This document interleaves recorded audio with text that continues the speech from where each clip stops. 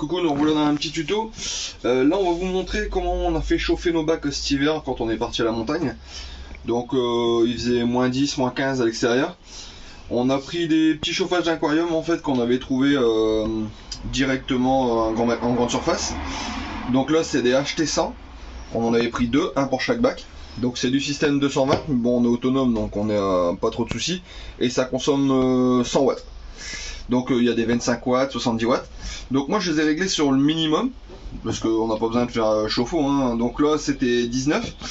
Sur le deuxième j'avais essayé de le régler à 34, donc on a bien l'eau à 34 degrés. Donc le système c'est que j'ai percé dans ma cuve à eau. Hop. J'ai rentré ma petite sonde, le petit chauffage. J'ai gardé la petite découpe, j'ai fait un petit trait au milieu pour le mettre dedans. Donc là je vous le remets parce que du coup on l'avait testé pour savoir si ça fonctionnait, et donc ça fonctionnait bien. Et à l'aide d'un pistolet à colle en fait je viens coller le tour. Comme ceci. Et ensuite on avait aussi testé en fait pour les bacs à eau, là qu'on a acheté un petit système CBE. Donc c'est pour tester la...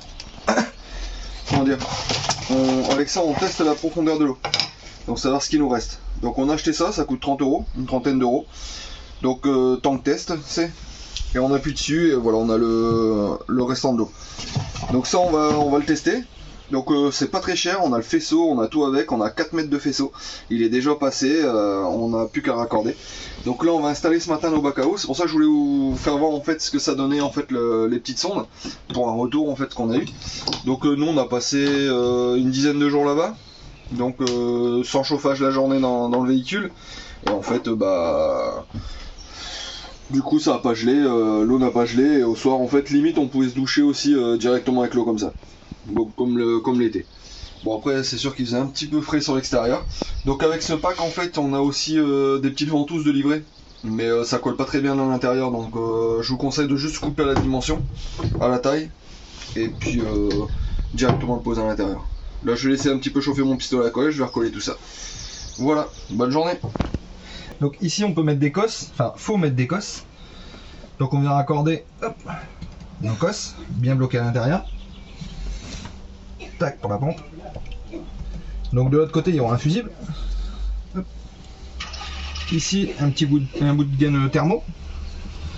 Ce qui vous permet, si un jour vous voulez la démonter, vous pouvez toujours la démonter avec un petit bout de gaine thermo. Un petit coup de cutter, hop c'est parti, il n'y a plus que les deux trucs à déconnecter, les deux cosses, un coup de chauffe, et ça vient juste chauffer sur la cosse, ce qui permet qu'ils s'en vont pas facilement. Après c'est du 12 volts, ça reste rien, il faudrait pas qu'ils viennent se toucher à deux quoi.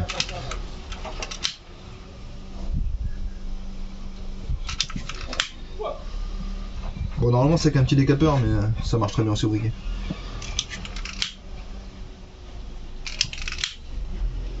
Hop, c'est parfait.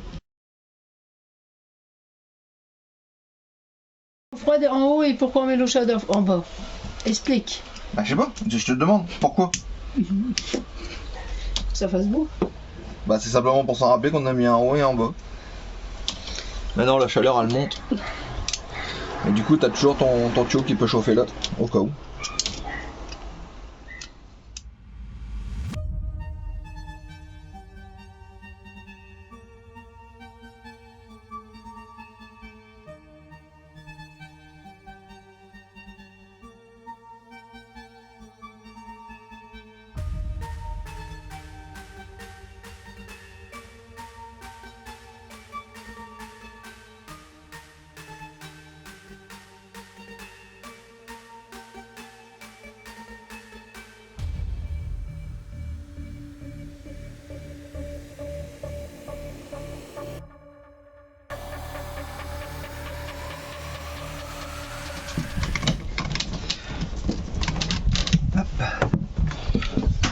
T'as filmé comment j'ai fait?